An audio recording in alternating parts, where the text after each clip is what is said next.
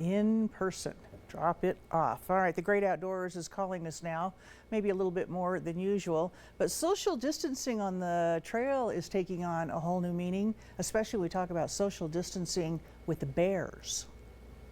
Pretty much everywhere in Idaho is bear country, according to Idaho Fish and Game's Regional Communications Manager James Brower. He says a possible bear encounter should always be in the back of your mind.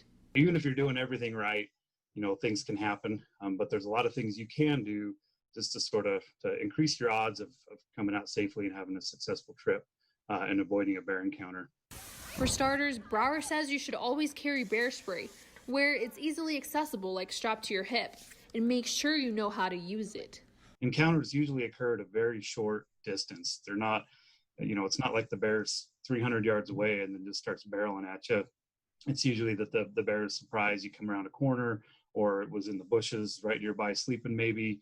They tend to happen in a really close distance, and so there's not a whole lot of time to react.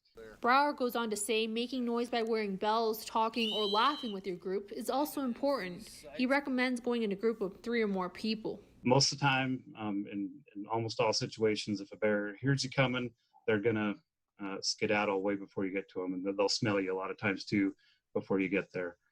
Most of the attacks that happen in the United States are believed to be defensive. And that's just a bear that's defending something that it wants. So whether that's a cub and it's trying to keep you away from its cubs, whether that's a kill, a feed site, something that it's eating and feeding on, that it wants to protect. Despite their populations, getting attacked by a bear is rare in Idaho, according to Brower, and the possibility shouldn't keep you from enjoying the great outdoors. So don't, avoid going out in the woods. You can do so safely and have a good time. Reporting in Idaho Falls, Juliana Colina. And they also advise you make sure that you keep your food locked up in a bear-proof container. And here's one I've never heard before.